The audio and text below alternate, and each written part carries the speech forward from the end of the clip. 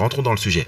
Qu'est-ce qui se passe actuellement? Comme vous pouvez le voir, nous allons aborder plusieurs sujets ici. Mais je ne veux pas passer beaucoup de temps avec l'introduction. Rentrons dans le sujet. Je crois que nous sommes arrivés à la période des 7 dernières années. C'est ce que les médias, c'est ce que Monsieur l'Antéchrist et ses alliés nous disent en fait, que nous sommes arrivés dans les 7 dernières années pour que leur agenda, leur programme draconien puisse s'accomplir et se mettre en œuvre. Nous allons toucher cela. Qu'est-ce qui se passe en ce moment, mes amis? Voici, Première République devient la deuxième plus grande faillite bancaire aux États-Unis. Imaginez ça, mes amis. Et comparons les faillites bancaires de 2023 avec les faillites bancaires de 2008. Il est dit, cette année, c'est 2023 donc, 3 banques ont fait faillite. Elles détenaient 532 milliards de dollars en actifs, plus que tous les prêteurs qui se sont effondrés dans la crise de 2008. Sommes-nous proches de la maison, mes amis? Approchons-nous la maison. Et quelles sont les prévisions économiques effrayantes de la part des médias de la bête? Ils nous disent qu'il faut nous attendre à plus de faillites bancaires. Nous y voici, les amis. Il faut s'attendre à plus de faillites bancaires. Mais pourquoi? C'est la grande question. Pourquoi? Mes amis, parce que alors que de nombreuses personnes jouent aux dames, la papauté, le Vatican, le pape de Rome et leurs alliés, le World Economic Forum, le secrétaire général de l'ONU et ses alliés, les marchands de la terre, eux jouent au Monopoly. Écoutez ça. Doit-on s'attendre à plus de faillites? C'est le 4e prêteur régional à s'effondrer cette année. Est-ce qu'il y en a d'autres à venir? Oui, je pense que c'est une certitude. Pensez-y, vous avez des gens qui ont fait énormément d'argent. Ces gens qui ont fait SVB faire faillite, leurs affaires ont bénéficié de la faillite de SVB. Première République, vous savez, était en perte de vitesse. Ils ont fait beaucoup d'argent. Et maintenant, ils cherchent une autre cible, une autre banque qui est dans une position où elle va sombrer. Et ce que ces gens cherchent, c'est la banque qui a un grand portefeuille de prêts hypothécaires à taux fixe. La banque qui a une grande quantité d'immobilier commercial. La banque a-t-elle un énorme écart entre ses valeurs réelles, si vous voulez, et ses valeurs publiées? En d'autres termes, quand vous prenez les relevés bancaires, vous voyez qu'elle a X, Y et Z en actifs et ABC en équité. Ont-ils vraiment les chiffres qu'ils publient? Et ce qui ne se reconnaît pas marché après marché. Donc eux, ils sont là, ils sont en train de rôder. Les antilopes sont surveillés par les lions et les lions vont en trouver une autre à attaquer et à abattre. Donc oui, il y aura plus de faillites bancaires. C'est ça, mes amis, c'est très clair. Et vous devez comprendre, mes amis, que Première République a reçu 30 milliards de dollars de grandes banques en mars de 2023. Et maintenant, JP Morgan Chase prend le contrôle de la banque. Que voyons-nous maintenant, mes amis? Écoutez ça, ce n'est pas seulement les petites banques contre les grandes banques, non. Ce que nous voyons ici, mes amis, c'est les grandes banques contre les très grandes banques. Les 6 plus grandes banques. Ça y est, c'est là, mes amis, les 6 plus grandes banques. Et qui est inclus? Regardez ces banquiers, JP Morgan Chase et compagnie Bank of America. Vous pouvez lire tout ça, mes amis. Est-ce qu'on est ensemble? Et sans parler des autres grands marchands, tels que Visa, tels que Mastercard. Toutes ces banques et ces marchands sont connectés à la papauté. Je vais revenir à Mastercard un peu plus tard. Ils sont tous connectés. Oui, mes amis, remplissant les marchands de la bête l'argent de la bête, nous menant à la marque de la bête. Ils doivent contrôler tout le flux monétaire et l'approvisionnement pour qu'Apocalypse 13, versets 15 à 17, soit accompli. Vous ne serez pas en mesure ni d'acheter ni de vendre si vous n'adorez pas faussement. C'est là où nous allons, mes amis. C'est là où nous en sommes. Ok? Donc, Apocalypse 13, verset 15 à verset 17. Tous sont liés à la papauté. Et remarquez, écoutez ça, mes amis. Ce qui se passe en ce moment dans les médias, c'est aussi la consolidation des banques. Regardez ça, mes amis. Les mots rouges soulignés. Ce changement est en partie dû à une tendance plus large de la consolidation de la banque. C'est quoi? Au cours des dernières décennies, ce qui a permis aux plus grandes banques de continuer à croître pour être encore plus grandes. Regardez ça, frères et sœurs. Qu'est-ce qu'il nous est dit? Dans Témoignages pour l'Église, volume 9, et à la page 11, les agences du mal unissent leurs forces et se consolident. Vous voyez ça, mes amis? Alors, pourquoi se consolident-ils? Ils se renforcent pour la dernière grande crise. Et quelle est la dernière grande crise? C'est Apocalypse chapitre 13. Je viens de vous le montrer, mes amis. Le verset 15 jusqu'au verset 17. Et Apocalypse chapitre 14, verset 6 au verset numéro 16. Ce qui nous emmène vers la seconde venue de Jésus-Christ. Et que nous est-il dit dans la dernière phrase? N'oubliez pas cette dernière phrase. De grands changements sont sur le point de se produire dans notre monde. Et les mouvements finaux seront rapides. Satan, la papauté, leurs alliés nous disent 2023 à 2030 va être leur dernier tour, la dernière ligne droite pour la maison, afin qu'ils mettent en œuvre leur agenda diabolique. Regardez ça, frères et sœurs, il nous est dit, l'œuvre du peuple de Dieu est de se préparer aux événements du futur, qui s'abattront bientôt sur eux avec une force aveuglante dans le monde. De gigantesques monopoles se formeront. Quelques hommes s'associeront pour saisir tous les moyens à obtenir dans certaines branches d'activité. Il y a beaucoup de gens qui jouent là, comme je l'ai dit, qui jouent aux dames. Ces hommes jouent au Monopoly. C'est le nom du jeu, mes amis. Ésaïe chapitre 5. Le verset 8 dit « Malheur à ceux qui ajoutent maison à maison ». C'est ce qu'ils font, rejoignant banque à banque, et qui joignent champ à champ, jusqu'il n'y ait plus d'espace, et qu'ils habitent seuls au milieu du pays. Sommes-nous ensemble, mes amis? Sommes-nous ensemble, mes amis? J'espère que vous voyez ça. J'espère que vous voyez ça. La Bible est accomplie. Regardez ça. Qu'est-ce qu'il nous est dit maintenant? Les médias de la bête, avec leur ton alarmiste, publient maintenant qu'il est temps pour nous de chercher ce qu'ils appellent un défaut états-unien. Et les États-Unis glissent dans une récession. C'est ce qui nous est dit ici, mes amis. Je ne passerai pas beaucoup de temps là-dessus. Je veux aller quelque part d'autre. Je ne vais pas passer beaucoup de temps. Regardez ça.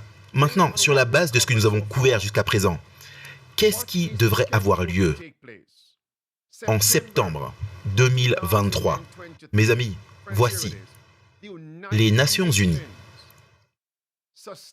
auront leur sommet sur les objectifs de développement durable à New York. Regardez ça, c'est là, mes amis, le 18 septembre. Le 19 septembre 2023, C'est là, mes amis. Et quel est le but de cette réunion à venir? Il est dit de suivre et d'examiner la mise en œuvre de l'agenda 2030. Sommes-nous ensemble, mes amis? C'est pourquoi ils se rencontrent. Et remarquez ce qui est dit. Ok? Écoutez, le sommet de 2023 marque le point à mi-parcours de la mise en œuvre de l'agenda 2030. Ok? Le but du sommet est de marquer le début d'une nouvelle phase de progrès accéléré vers les objectifs de développement durable. Marquer quoi, mes amis? Ce sommet marque quoi? Cette réunion de 2023, ils nous disent, à New York, en septembre, marque le début de quoi? D'une nouvelle phase de progrès accéléré. Combien d'années y a-t-il entre 2023 et 2030? 7 ans. 7 ans. Pensez-y. Mes amis, l'ONU dit ceci. Le Forum économique mondial dit cela également. Le Vatican dit cela également. Et également la Commission trilatérale. Combien d'entre vous se souviennent qu'il y a plusieurs jours, j'ai couvert cette nouvelle. Regardez ça, mes amis. Vous vous souvenez de ça? La Commission trilatérale déclare que 2023 est l'année numéro 1 de ce nouvel ordre mondial. Vous vous souvenez de ça? Et j'ai posé une question. Puisque l'année 2023 est l'année numéro 1, combien d'années reste-t-il? 2 ans? 3 ans? 4 ans? Combien d'années reste-t-il? Ça fait sens maintenant. 2023 est ici l'année numéro 1 pour ce nouvel ordre mondial. Jusqu'à quand? Jusqu'en 2030. Tout est connecté. Et mes amis, dois-je vous rappeler que la commission trilatérale est liée au pape de Rome? Regardez ça ici, mes amis, c'est là. Rockefeller, là. Regardez tous les hommes de pouvoir là et influents, les politiciens, mots en rouge, les banquiers, tout est là, mes amis, les cadres, les syndicats, tout est là. Tout ça est lié au pape de Rome. Le paragraphe, vous pouvez lire ça, on avance. Et encore une fois, ils disent en 2023, en mars, cette année, est l'année numéro 1 de ce nouvel ordre mondial. Et à quoi appelle le pape un nouvel ordre économique? C'est là, mes amis. Tout est là. Après la pandémie 19. Vous voyez ça maintenant?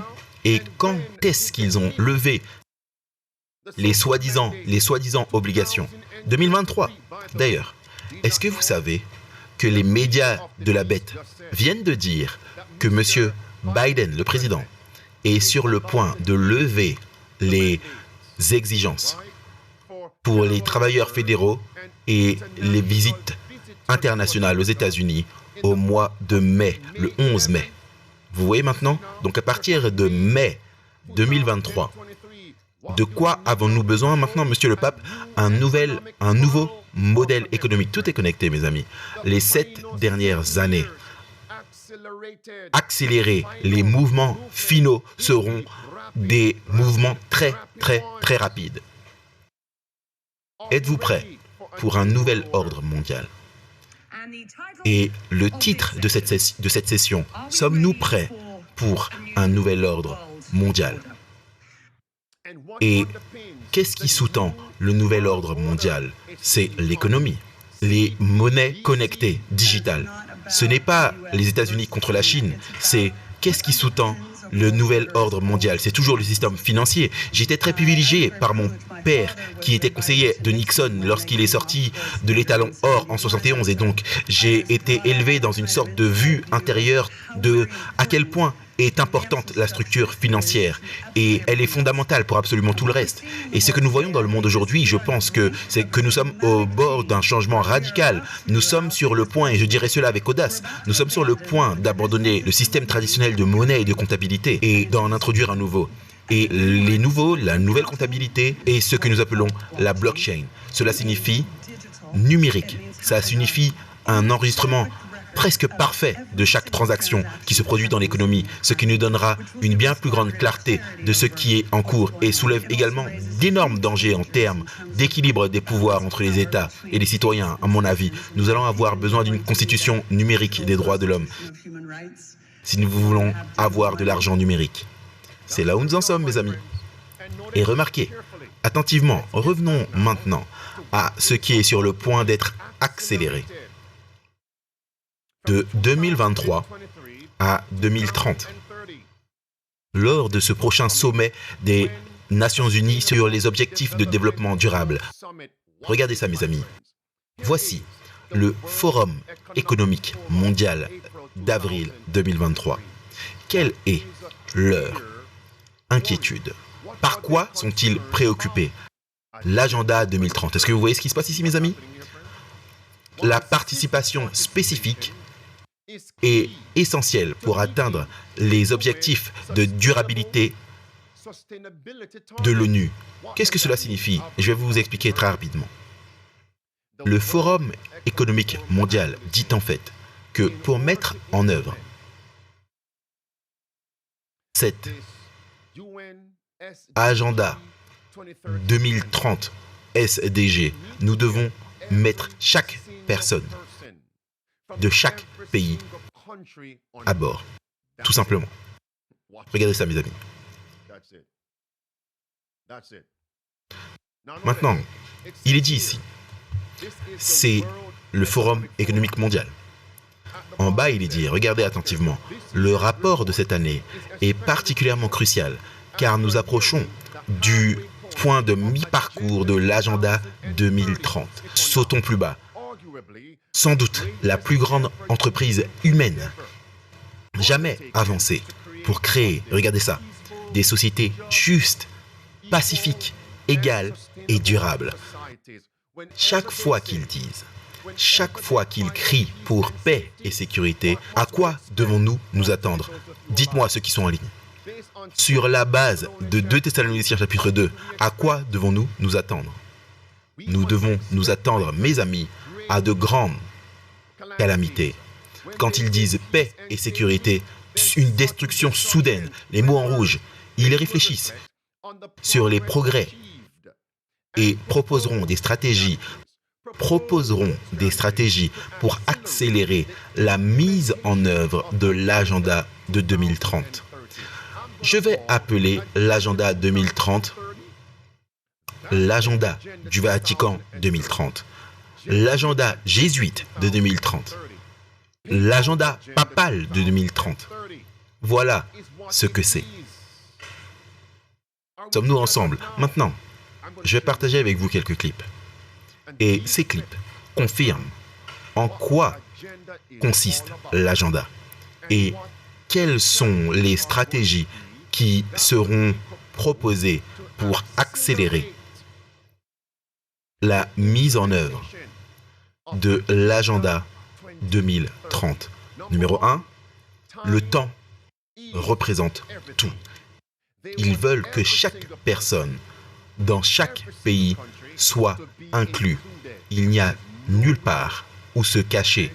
Andrew Henriquez, il n'y a nulle part où vous pourrez vous cacher. Et ça va. Une fois que nous abandonnons tout à Jésus, nous pouvons chanter le chant Save to the Rock, qui est plus haut que moi. Mon âme, dans ses troubles et sa douleur, s'envolera. Oui, et le refrain réel dit se cacher en toi, se cacher en toi, ô rocher béni des âges. Je me cache en toi. rapidement. Akab, Jézabel, les faux prophètes cherchaient à détruire Élie. Dieu a caché Élie dans chaque nation. Ils ont cherché Élie. C'est 1 Roi, chapitre 18. Et Dieu a caché Élie sous leur nez. Leur quoi? Leur nez. Regardez ça. Je me demandais quel lien je pourrais faire entre l'incroyable danseur et guitariste et l'inclusion financière numérique. Et la réponse est le timing représente tout.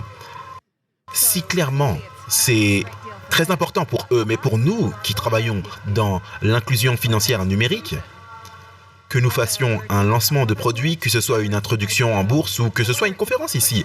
Merci FinTech Moody, Mastercard.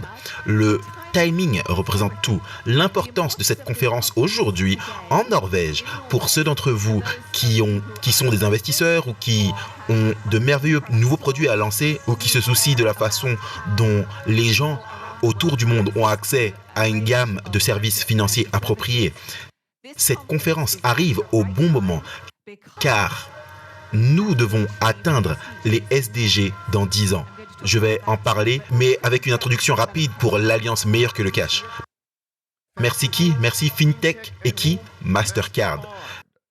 Les mêmes banquiers et marchands connectés à la papauté. Maintenant, regardez ça. Il s'agit de quoi? De faire que tout le monde soit inclus. Soi-disant, l'inclusion financière. Ce qu'ils ne vous disent pas, c'est que ceux qui refusent de suivre leur agenda vont être financièrement exclus. Ne me croyez pas. Voici le chef du FMI. Enfin, la troisième façon dont nous pensons que les monnaies digitales peuvent améliorer l'inclusion financière, c'est à travers ce que nous appelons la programmabilité. C'est-à-dire que la monnaie digitale peut permettre aux agences gouvernementales et au secteur privé de programmer, créer un contrat intelligent pour permettre que des fonctions politiques ciblées, par exemple, le paiement de l'aide sociale, par exemple, des coupons de consommation, par exemple, des coupons alimentaires, en programmant la monnaie digitale, cet argent peut être ciblé avec précision pour le type de choses que les gens peuvent posséder et ce pourquoi cet argent peut être utilisé. Par exemple, pour de la nourriture, de sorte que cette programmabilité potentielle peut aider les agences gouvernementales pour cibler précisément leur soutien aux personnes qui ont besoin d'aide, afin que cela puisse également améliorer l'inclusion financière. Bien sûr, c'est là, mes amis. Et voici une réponse de l'adjoint du Fonds monétaire international, le directeur général adjoint, sur les monnaies digitales. Les mots en rouge, il parle de l'inclusion financière. Alors que l'éléphant est dans la pièce, nous le connaissons tous, l'exclusion financière. Vous voyez ce qui se passe ici, mes amis? Vous pouvez lire le reste. Voici le clip numéro 2. Quel est le but de cet agenda 2030? Souvenez-vous, cette réunion de septembre, qu'est-ce qu'ils vont accélérer? C'est ceci. Chaque nation devra supprimer complètement l'argent liquide. Pas d'économie monétaire en cash. Une économie monétaire sans cash uniquement. Ne me croyez pas. Écoutez ça. Nous sommes hébergés par les Nations Unies et nous sommes une alliance de gouvernements et d'entreprises et d'organisations nationales qui s'engagent. Chacun doit s'engager avant de rentrer dans l'alliance pour passer de l'argent en cash à une forme d'option numérique. Qu'importe le type, tant que c'est approprié, abordable et responsable sur le marché. Nos membres font ça pour une gamme de raisons différentes.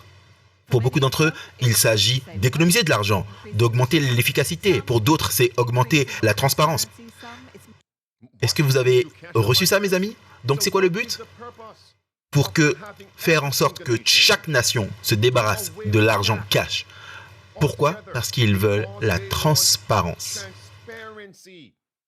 dans chaque transaction. Clip 2.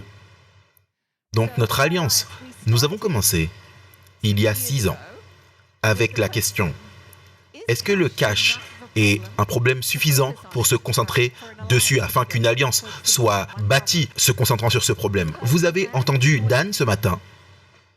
C'est cher de déposer du cash si vous voulez payer des salaires. Ce n'est pas sûr, c'est inefficace, c'est intraçable. Vous connaissez les problèmes, on en a parlé aujourd'hui. Vous voyez, c'est intraçable. Mes amis, tout est une question de la surveillance monétaire de la bête. La surveillance de la bête. La surveillance de la bête. Ça arrive, rappelez-vous. C'était des politiques qui, sur la base de l'agenda 2030, rappelez-vous de cela. Mais maintenant, ils disent que nous devons accélérer cela de 2023 à 2030. Voici mon point.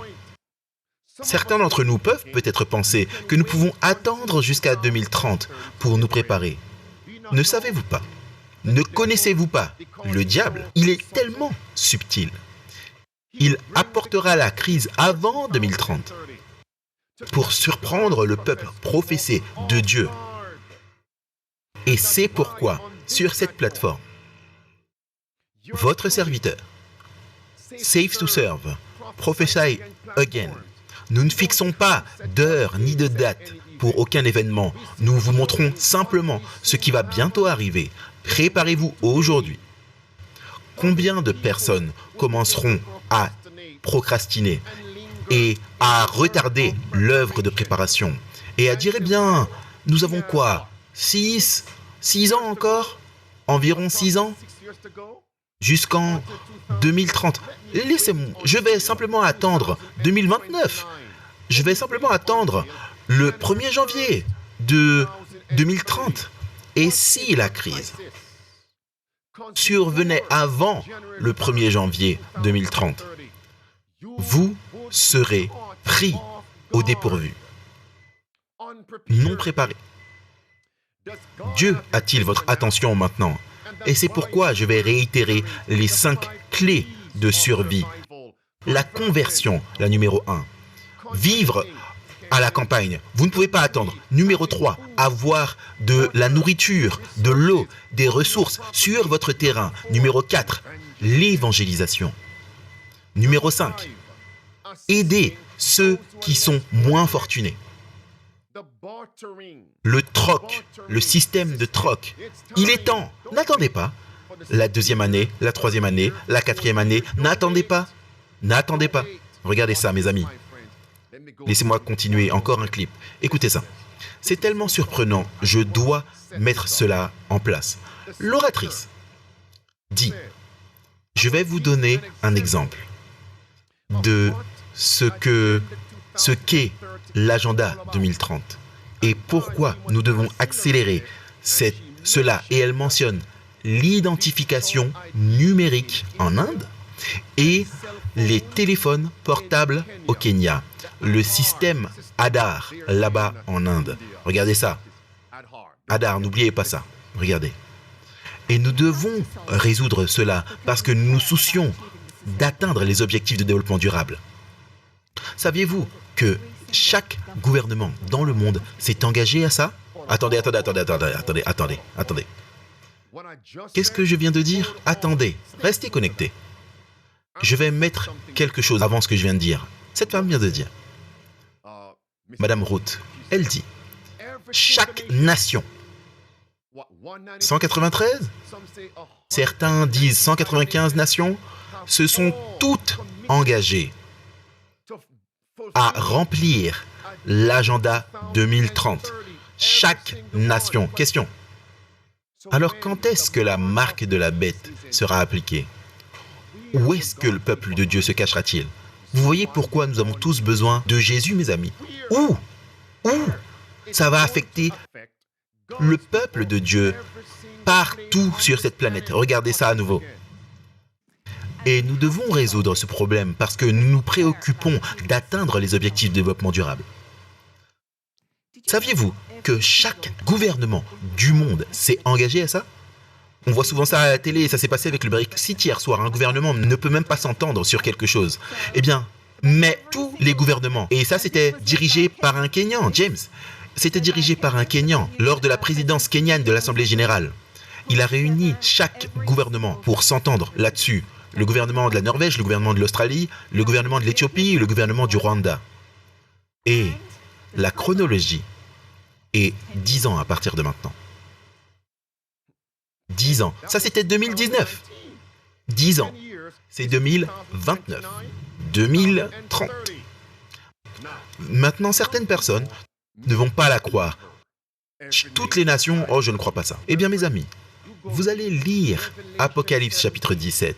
Le verset 18 dit que chaque nation va être contrôlée par la papauté. Apocalypse chapitre 13, verset 6 à verset 8. Toutes les nations seront gouvernées par la papauté. Allez lire ça, mes amis. Chapitre 13 d'Apocalypse, verset 11 et verset 12. Chaque personne sur la terre. C'est là, mes amis. Les nations étrangères suivront l'exemple des États-Unis dans le faux sabbat, la marque de la bête, avec la persécution. Alors qu'elle se reproduira partout, cette même crise s'abattra sur le peuple de Dieu dans toutes les parties du monde. Ok? Nous y voici maintenant, où elle dit, à propos de l'Adar et des téléphones au Kenya, ce sont les exemples qui sont à venir en 2030. Écoutez ça. Que s'est-il passé il y a 10 ans? 10 ans, Adar a commencé. Un peu plus de 10 ans, la grande augmentation du mobile au Kenya. Nous en avons parlé comme critique. Attendez, je dois dire quelque chose ici.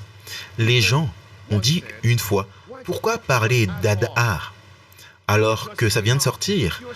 Tu fais peur aux gens. Ce que nous voyons maintenant, ils nous disent, toutes ces politiques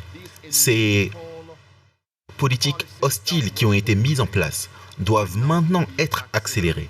En d'autres termes, nous avons vu un nuage ténébreux se former il y a de nombreuses années. Et c'est pourquoi nous devons être les veilleurs de Dieu sur les murs de Sion pour éveiller, alerter ceux qui sont dans l'Église et ceux qui sont dans le monde. Ok?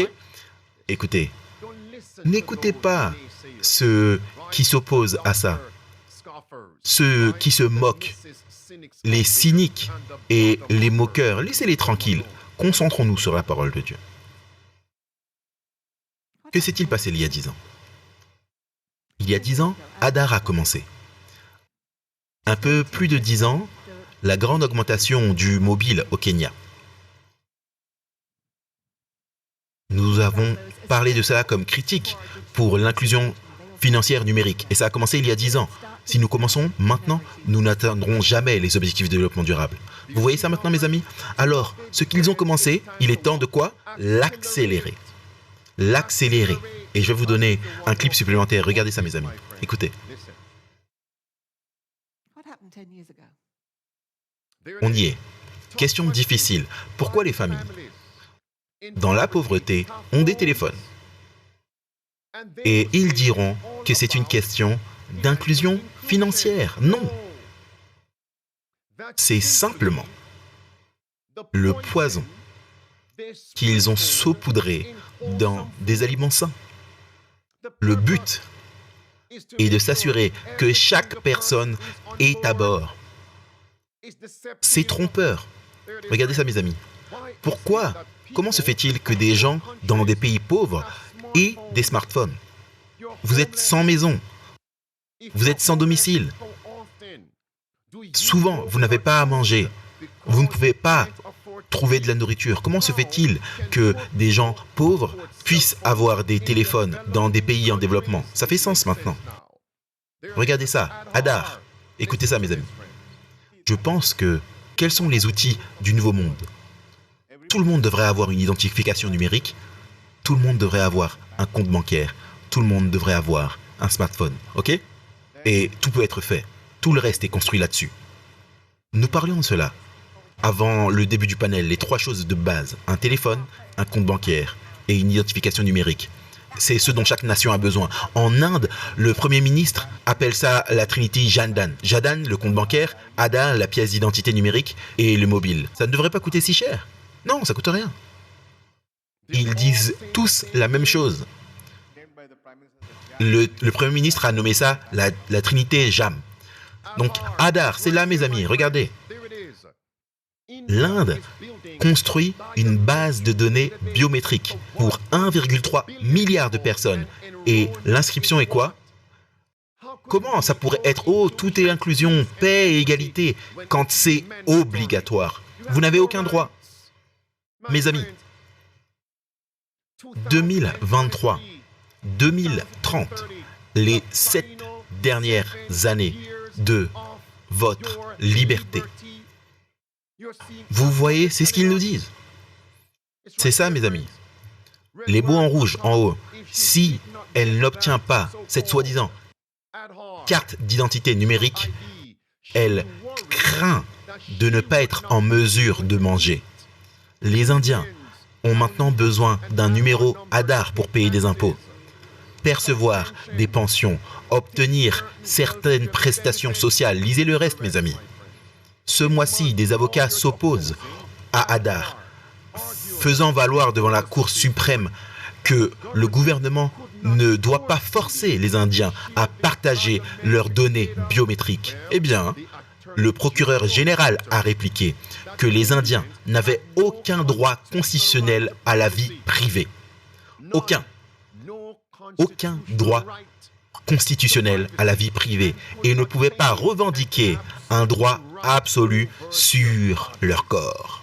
Bien-aimés, quand je passe par les douanes, quand j'allais vers le Canada et retournais aux États-Unis, nous avons dû regarder des caméras de numérisation, un scanner de l'iris. C'est partout. Un temps va arriver où nous ne pourrons même plus voyager. Nous ne pourrons plus voyager. Nous ne pourrons plus acheter, ni vendre, ni manger. Donc, ce que nous devons faire pour Dieu, faisons-le maintenant. Je vous le dis, mes amis, je vous le dis. C'est ici. Et maintenant, ils nous disent, sans l'identification numérique, la monnaie digitale, il va y avoir des services et des produits auxquels vous ne serez pas en mesure d'accéder. Ces choses vous seront fermées. Ça arrive. Tous les supports terrestres seront coupés. Et c'est ce qu'ils essaient de faire pour accélérer entre 2023 et 2030. Telles que ces 10 choses ici, soins de santé, services financiers, nourriture et durabilité. Numéro 4, voyage et mobilité. Numéro 5, action humanitaire. Numéro 6, e-commerce. Numéro 7, plateforme sociale. Aucun accès à ces 7 choses jusqu'à présent. Numéro 8, le e-gouvernement. Numéro 9, les télécommunications. Numéro 10, les villes intelligentes. Frères et sœurs, nous sommes entourés. Nous sommes entourés, mes amis. Mais souvenez-vous de l'espoir dans 2 Corinthiens chapitre 4, verset 8 et verset 9. Nous sommes troublés de tous côtés, mais pas affligés. Perplexes, mais pas désespérés. Persécutés, oui, mais pas abandonnés. Abattus, oui, mais pas détruits. Entourés. Laissez-moi conclure en disant ceci. Les médias, la papauté, nous disent que la mère de toutes les bêtes, MOB, médias de toutes les bêtes, les marchands de toutes les bêtes, ils nous disent tous 7 années supplémentaires. Mais souvenez-vous de ce que je vous ai dit. Le diable, il fera en sorte que ça arrive avant la fin des 7 ans. Je n'en ai aucun doute. Ça pourra arriver, ça arrivera. Je crois que s'il y a une chose que je peux vous dire, c'est ceci. Commencez à stocker. Quoi? Tout le monde dans le chat, maintenant, tapez ces mots. stocker. Stocker. Vous vous souvenez? Pharaon a fait un rêve. 7 vaches grasses, 7 vaches maigres. Et qu'est-ce que Joseph a dit à Pharaon que le rêve signifiait? 7 vaches grasses, 7 années d'abondance. Les 7 vaches maigres apporteront 7 années de famine. Une telle famine que le temps d'abondance sera oublié. Et quelle instruction à travers Joseph, Dieu a-t-il donné à Pharaon? Il a dit stock. Stock. Stocker. Stocker pour le temps des 7 années de calamité, catastrophe. Stocker. Stocker. Qu'est-ce que je vous dis? Qu'est-ce que Dieu nous dit? Stocker. Les 5 clés de la survie en tout ce qui concerne le fait de stocker. Stocker. Je vais m'arrêter là. Je vais m'arrêter là, mes amis. Stocker. Père Céleste, nous devons tous voir notre besoin maintenant de prière. Notre besoin de venir avec audace à ton trône de grâce, afin que nous puissions obtenir miséricorde, miséricorde Seigneur, et trouver la grâce pour que tu nous secours en ce moment de besoin. Nous en avons le plus grand besoin maintenant. Alors nous venons en prière à ton trône de grâce, le lieu très saint du sanctuaire céleste. Nous te remercions à l'avance pour ta miséricorde et ta grâce pour nous aider en ce moment de besoin. Et le temps de besoin, le temps de manque, le temps de trouble juste devant nous. Nous te remercions pour la victoire en avance. C'est notre prière au nom de Jésus-Christ. Amen.